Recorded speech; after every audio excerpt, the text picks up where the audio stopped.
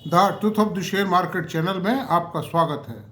मैं भवनेश अग्रवाल। नमस्कार दोस्तों, कल बाजार गिरा दिया था ना।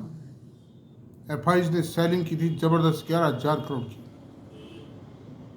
आज बाजार फिर ताज़ा हो गया और ये कोई भरोसा नहीं, वीडियो बनाने तक ताज़ा है। मतलब 782 पॉइंट सेंसेक्स ऊपर है वीडियो बनाने की स्टेज तक। अब ये गिरेगा या क्या होगा, नथिंग कैन बी प्रोडिक्टेड। हो सकता है आज फिर हैमरिंग कर डालें एफआईज, लेकिन एफआईज जो है वो बहुत चतुराई से काम कर रहे हैं। वो नीचे रेटों में माल नहीं बेचना चाहते, वो बेचते हैं। उनके बेचने के कारण थोड़ा ढीला होता है बाजार, थोड़ा रेड में आता है, फिर दूसरे दिन फिर चुप्पी छाप जाते हैं या थोड़ी बहुत परचेजिंग कर लेते हैं या बहुत कम सेलिंग करते हैं। बाजार खड़ा रहता है एक दो रोज तक, फिर बाजार खिंचता है, फिर ऊपर उठता है बाजार, फिर ठोकते हैं बाजार में। तो वो अपना प्रॉफिट बुकिंग कर रहे हो। They don't want to crash the market but they are recovering their profit from the market, क्योंकि डॉलर का रेट 84 रुपये। इन्होंने जब माल खरीदा होगा, जब डॉलर 60 रुपये होगा, 65 रुपये होगा, तो एक तो डॉलर का एडवांटेज मिल रहा है इनको, और अनदर थिंग ये मिल रहा है कि ये प्रॉफिट बड़े भारी हो चुके हैं इनके। 8-10 टाइम वो पैसा हो चुका है। आज के 7-8 साल पहले जो पैसा लगाया था 8-10 गुना हो गया मतलब। तो इसलिए वो प्रॉफिट है, वो they don't want to crash. और इसलिए भी नहीं बेच रहे हैं कि उनको चाइना में लगाना है, इसलिए नहीं बेच रहे हैं कि उनको अमेरिका के बाजारों में लगाना है पैसा, ऐसा कुछ नहीं है। They are booking their profits. और बाजार जब टूटेगा या नहीं टूटेगा मान लो, तो भी चुन चुन के लगाएंगे। ऐसे शेयरों में, ऐसे सेक्टर्स में पैसा लगाएंगे जिनमें जो सेक्टर चलेंगे, चलने वाले, है ना। तो ऐसी सूरत में अब आज के बाजार की स्थिति में आपको बता दूं कि सेंसेक्स 732 पॉइंट ऊपर है, निफ्टी 212 पॉइंट ऊपर है, निफ्टी बैंक 93 पॉइंट ऊपर है, निफ्टी आईटी 319 पॉइंट ऊपर है। आप देख लीजिए कि निफ्टी आईटी को तो मौका मिलना चाहिए खट ऊपर, आईटी के शेयर मतलब।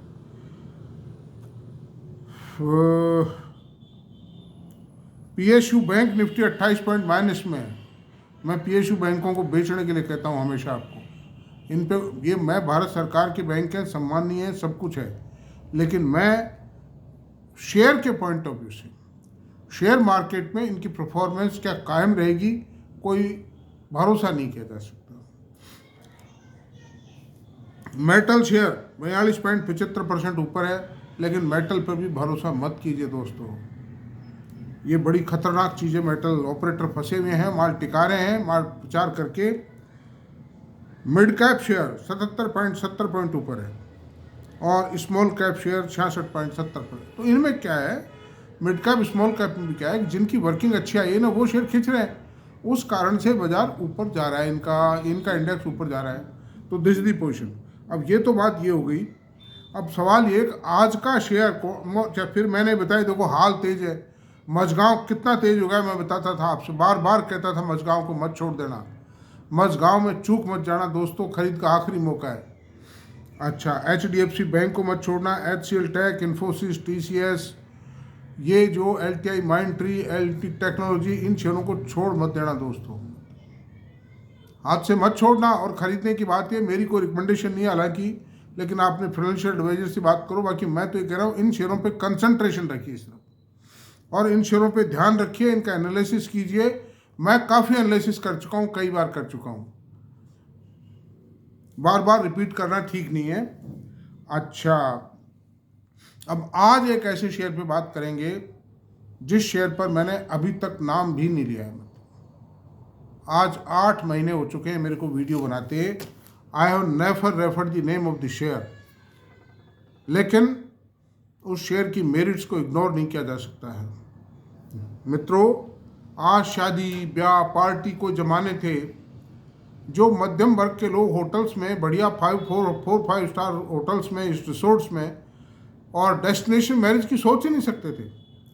मकानों की छतों पे खाना हो जाता था, नीचे चौक में फेरे हो जाते थे, ये शादियाँ होती थी। लेकिन आज डेस्टिनेशन 100 किलोमीटर दूर जा कर के 200 गेस्ट के ठहरने के लिए 100 कमरे हायर कर रहे हैं लोग, ज़बरदस्त फंक्शन करते हैं, करोड़ों रुपया खर्च हो रहा है, मिडिल क्लास फैमिलीज कर रही हैं आज। तो हायर क्लास भी बहुत बढ़ चुकी है, जिनकी माली हालत अरबों में है, वो आदमी भी हिंदुस्तान में कम से कम 5-7 लाख है, मतलब ज़्यादा होंगे 5-7 लाख से 100 करोड़ से ऊपर की माली हालत वाले लोग। मतलब जयपुर शहर में होंगे कम से कम 5,000 अरबपति। 100 करोड़ की माली हालत तो आजकल होती क्या है, 5-2-4 मकान हो गए, एक आध दुकान हो गई, कुछ शेयर हो गए, कुछ सोना हो गया, हो गई मतलब 100 करोड़ रुपए। कितना होता है बताओ, कोई खास बात नहीं। तो अंडर दिस सर्कमस्टेंसेज आज होटल्स की जो वैल्यू है, 4-5 स्टार्स जो है, रिसोर्ट्स है, इनकी जो डिमांड है बहुत बढ़ रही है, इनका बिजनेस बहुत तेज गति से बढ़ता जा रहा है। मैं भी जब यंग था, बचपन तो छोड़ दीजिए, वो तो बात ही अलग थी, यंग था और सरकार में ठीक ठाक पोस्ट पे भी था, तो मेरी भी किसी 5 स्टार होटल में घुसने की ताकत नहीं थी। मतलब केवल मात्र ये शेयर की जो कॉन्फ्रेंसेज होती थी, इन्वेस्टर कॉन्फ्रेंसेज, इनमें जाते थे और चाय पकौड़े खाते थे, हम भी बात भी सुन लेते थे। हालांकि वैल्यू करते थे मेरी वो, क्योंकि मैं क्वेश्चंस पूछता था उनसे, मैनेजमेंट से मैं सवाल पूछता था और कोई नहीं पूछता था।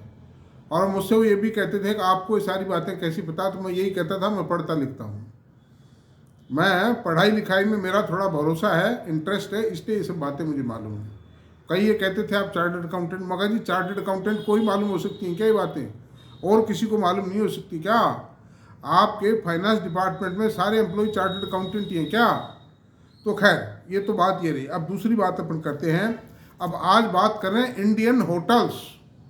Indian hotel, INDIAN, Indian HOTL hotels, जो टाटा का है और इंडिया का सबसे बड़ा होटल चेन है। मतलब इनके पास मालूम है आपको कितने होटल्स हैं? इनके पास, इंडियन होटल के पास में दोस्तों 235 होटल्स हैं आज की तारीख में, और 28,107 कमरे हैं, और 8,000 कमरे तो पिछले 5-6 साल में बढ़ा दिए इन्होंने। 43% increment in the hotel room capacity they have done. जो एग्जिस्टिंग होटल्स हैं उसमें रूम्स बढ़ाते हैं, नए होटल्स बिल्टअप कर रहे हैं, लीज पे ले रहे हैं होटल्स। तो 235 होटल्स हैं, 20,107 कमरे हैं, उनमें 42% कैपेसिटी बढ़ाई है इन्होंने। इंडिया की द लार्जेस्ट होटल चेन है and the best quality hotels है इंडियन होटल्स की। सेकंड ITC है, ITC के होटल्स हैं, जो राजपूताना, शेरटन और ये इस तरह के जो नाम है वो ITC के होटल्स हैं, क्लासिक होटल है, और उनके भी 17,265 है, सेकंड नंबर है 17,265 होटल्स। और उन्होंने रैंप अप किए, कैपेसिटी 33% कैपेसिटी बढ़ाई है, तो भी कैपेसिटी रैंप अप करने में 33% है, सेकंड नंबर पे। फर्स्ट नंबर पे इंडियन होटल है। और दूसरी बात और बता रहा हूँ कि ये कैपेक्स प्लान है, इनके मैनेजिंग डायरेक्टर का अभी थोड़े टाइम पहले इंटरव्यू था, उन्होंने प्रेस कॉन्फ्रेंस करके कहा है कि हम 5,000 करोड़ रुपए का हमारा कैपेक्स प्लान है, और हम हमारी कैपेसिटी सन 2030 तक हर हालत में प्रेजेंट कैपेसिटी को डबल कर देंगे। 235 होटल्स की जगह 470 होटल्स कर देंगे। तो निश्चित मानिए जो 28,000 कमरे हैं, उन 28,000 को 56,000 नहीं करेंगे, 45,000 कर देंगे, 50,000, 45,000, 42,000 कुछ तो करेंगे। मतलब तो ऐसी सूरत में ये एक बहुत ही ज़बरदस्त चीज़ है। और दूसरी बात और बताऊँ आपको, जैसे ताज होटल है गेटवे ऑफ इंडिया के सामने, बॉम्बे के अंदर गेटवे ऑफ इंडिया में, मैं जब भी जाता हूँ ताज होटल में ज़रूर जाके आता हूँ, एक कप चाय पियाता हूँ भाई, एक कॉफ़ी पियाता हूँ। तो बिल्कुल गेटवे ऑफ इंडिया के बिल्कुल सामने है, and that is a pride of gateway of India. तो ऐसी सूरत में आप ये देखिए कि जो होटल गेटवे ऑफ इंडिया पे क्या कीमत हो सकती है ज़मीन की, आप देखिए, और जो प्रेस्टीजियस होटल है उसकी क्या कीमत हो सकती है। मतलब सोच सकते हो क्या? एक कमरे की कीमत मैं समझता हूँ 5 करोड़ से कम नहीं होगी। वहाँ ज़मीन 10 लाख रुपए गज से कम नहीं हो सकती है, और आज भी ग्लैमर बिल्कुल मेंटेन्ड है उस होटल का। मतलब ग्लैमर में कहीं कोई कमी नहीं होती। अंडर दीज सर्कमस्टेंसेज दोस्तों, 45,000 कमरे, आप बताओ किसको कहते हैं?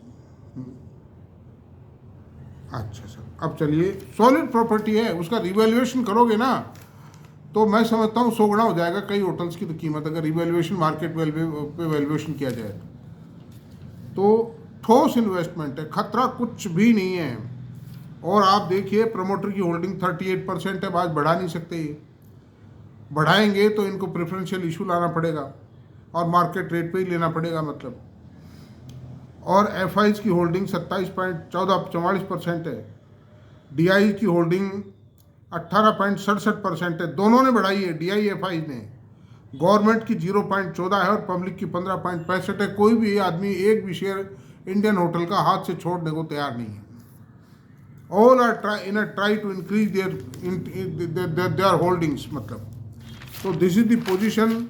होटल इंडस्ट्री में कोई बहुत ज़्यादा नहीं है, इनके होटल्स का ग्लैमर और ग्रेस अलग ही होता है मतलब। होटल हैटी रीजेंसी, होटल लीला और होटल इंडियन होटल और आईटीसी होटल्स, इनकी जो क्वालिटी और सर्विसेज हैं वो टोटली डिफरेंट है मतलब। अच्छा, अब चलते हैं दोस्तों इनके फाइनेंशियल्स की तरफ चलते हैं। मार्केट कैप 1,25,594 करोड़ रुपए है, प्राइस 791 करोड़ रुपए है, हाई लो 416 से 815 रुपये गया ही मतलब, और अभी भी 791 रुपये, गिरा नहीं, कंसोलिडेशन में आके भी कोई गिरा नहीं खास मतलब, 2-5% चलता है, कोई खास बात नहीं। प्राइस अर्निंग रेशो 78.7 है, बुक वैल्यू 71.4 है, डिविडेंड यील्ड 0.22 है, ROC 15.1 है, ROE 14.3 है, फेस वैल्यू 1 रुपये है। और 5 साल में इन्होंने क्या किया है कि 5 साल पहले शेयर का रेट 150 रुपये था, 791 रुपये, यानी मोर देन 5 टाइम एप्रिसिएशन 5 साल में आया। जबकि होटल इंडस्ट्री ने कोरोना काल देखा है जिसके अंदर फाटक बंद थे, गेट बंद थे, होटल के सील्ड थे होटल्स बिल्कुल 2.5 साल तक। अच्छा, अब चलते हैं इसके क्वार्टरली वर्किंग पे चलते हैं। क्वार्टर में सेल है 1433 करोड़ रुपए की, सितंबर क्वार्टर में सेल है 1433 करोड़ की, जून 24 क्वार्टर में 1550 करोड़ रुपए की है और सितंबर 24 क्वार्टर में 1826 करोड़ रुपए की। 3 क्वार्टर्स हैं, year on year, quarter on quarter there is a consistency in the growth. Operating profit margin 25% था, 20% आया, फिर 27% ही में। नेट प्रॉफिट मार्जिन 179 करोड़ था सितंबर 23 में, जून 24 में 260 करोड़ था और सितंबर 24 में 583 करोड़ रुपए था, 371। लेकिन ये जो 583 करोड़ का इतना बड़ा जंप आया, ये इस कारण से आया दोस्तों कि अदर इनकम 371 करोड़ रुपए हुई है इस क्वार्टर में, जो कि दूसरे क्वार्टर्स के मुकाबले काफ़ी ज़्यादा है। तो इसको 300 करोड़ तो आप मान ही लीजिए, और ये जो EPS भी है ना, इसको 2.5 रुपये तो आप मान ही लो। ये 390 जो बता रखे 2.5 रुपये EPS मानो आप इसको। अब मैं आपको इसकी EPS बताता हूँ। सितंबर 23 में 1 रुपये 18 पैसे थी, जून 24 में 1 रुपये 75 पैसे थी, और इसको 390 बता रखे, मैं इसको 2.5 रुपये मानता हूँ, क्योंकि इतना अदर इनकम दूसरे क्वार्टर्स में नहीं हो पाए। मार्च 29 profit and loss year, historical data देखते हैं इसके प्रॉफिट एंड लॉस के। मार्च 19, FY 19, FY 23 और TTM। सेल 4512 करोड़, मार्च 19 में सेल थी 4512 करोड़, मार्च 23 में 6769 करोड़ रुपए, और TTM 7246 करोड़ रुपए। कंटिन्यू ग्रोथ है, कहीं मुड़ने का काम नहीं है। बारिश का मौसम हो, चाहे दिवाली का मौसम हो, चाहे फरवरी जनवरी हो, कभी भी हो। नेट प्रॉफिट 296 करोड़, 1053 करोड़ रुपए मार्च 23 में बढ़ा है। कितना? 4 टाइम प्रॉफिट हो गया, यानी कि 3 साल में 4 टाइम प्रॉफिट। और TTM में 1758 करोड़ रुपए प्रॉफिट। अदर इनकम में भी इन लाइन बढ़ोतरी होती चली जा रही है। और अर्निंग पर शेयर 2 रुपये 17 पैसे थी मार्च 19 में, फिर 7 रुपये आई मार्च 23 में, ये 19 का मतलब कोरोना काल का साल लेता हूँ, कोरोना काल से पहले का पीरियड लेता हूँ मैं, जब नॉर्मल सी थी। और TTM 11 रुपये 76 पैसे, कंटिन्यू ग्रोथ है, 50% से लगातार ग्रो कर रहा है। मार्जिन 18%, 32%, 32%। इंटरेस्ट 190 करोड़ का था बर्डन, जो 236 करोड़ है, अभी 207 करोड़ है। घटा है interest of burden because they are repairing their debt, debt को माइनस कर रहे हैं। कैपिटल इंटेंसिव इंडस्ट्री है होटल इंडस्ट्री, जहाँ बहुत पैसा चाहिए, उसके बावजूद भी they are reducing their debt and they are earning high profits and they are earning high margins. 20-22% का मार्जिन होना एक remarkable achievement on the part of the company. अच्छा, अब चलते हैं compound growth. Compound growth sales में, profit में और इक्विटी में क्या रही? सेल्स में ग्रोथ रही है दोस्तों 10 साल में 5%, 5 साल में 8%, 3 साल में 63% और 1 साल में 17%। तो आप देख लीजिए कंटिन्यू ग्रोथ दिए, 10 सालों में बढ़ता गया, ऊपर ही ऊपर गया, क्योंकि होटल इंडस्ट्री का जो डिमांड है ना होटल्स की, और ख़ास तौर से स्टार्ड होटल्स की, वो बढ़ती चली गई, क्योंकि प्रॉस्पेरिटी बढ़ी, पैसा बढ़ा, टूरिज्म बढ़ा है। ये तो यूपीए गवर्नमेंट ने क्या था कि टूरिज्म को दबा दिया था इंडिया में। इस गवर्नमेंट ने आकर के टूरिज्म को खुला कर दिया। 42 कंट्रीज़ का तो आप देखिए कि वीज़ा ऑन अराइवल कर दिया इन्होंने आपकी। तो टूरिज्म को प्रमोट किया इस गवर्नमेंट ने। इस कारण से होटल इंडस्ट्री की डिमांड बढ़ रही है, शादियों की डिमांड बढ़ रही है, फंक्शन, कॉरपोरेट सेमिनार्स, कॉरपोरेट मतलब कॉन्फ्रेंसेज, ये दुनिया भर की चीज़ें सब होटल्स में होती हैं आजकल, because we have got capacity to make payment of these hotels. मतलब अफोर्डेबिलिटी बढ़ रही है ना। अच्छा, प्रॉफिट में देखिए आप, प्रॉफिट में 10 साल में 29% की बढ़ोतरी है, 5 साल में कंसिस्टेंट बढ़ोतरी, कंपाउंड ग्रोथ, 5 साल में 35% और 3 साल में 50% और 1 साल में 30%। इक्विटी प्राइस में बढ़ो एप्रिसिएशन 22%, 10 साल में 22% और 5 साल में 40%, 3 साल में 63%, 1 साल में 85%। शेयर के प्राइसेस कंटिन्यू बढ़ रहे हैं because the prospect of the hotel industry and particular the Indian hotel are very bright, because the Tata का मैनेजमेंट है, management is very smart. Taj जो जयपुर में रामबाग पैलेस होटल है टाटा का, जो इन्होंने हायर कर रखा है, मतलब लीज पे ले रखा है महाराज जयपुर अच्छे से, उसका जो ग्लेमर है वो देखते ही बनता है। मैं आप सोचता हूँ, I have been there for several times, जाता रहता हूँ, तो ग्लेमर उसका देखते ही बनता है। मतलब उसकी जो लॉन है, उसकी ग्रीनरी, उसके जो हॉल्स हैं, बैंकेट हॉल है, वेरी ब्यूटीफुल है, हिस्टोरिकल रूम्स भी बिल्कुल बिल्कुल क्या कहें कि ऐतिहासिक है वो, मतलब हिस्टोरिकल, जो शाही जो मतलब शाही महल था ये तो वो है ये। अच्छा, इसकी इक्विटी कितनी है? मात्र 119 करोड़ की इक्विटी। कैश फ्लो 257 करोड़ का रहा है, वो उसके बावजूद रहा है जब इन्होंने 2193 माइनस में था। कैश फ्लो माइनस में इसलिए गया है कि 2193 करोड़ रुपया इन्होंने इन्वेस्टिंग और फाइनेंसिंग एक्टिविटीज़ पे खर्च कर दिया। Investing and financing activity is not a regular expenditure of the business.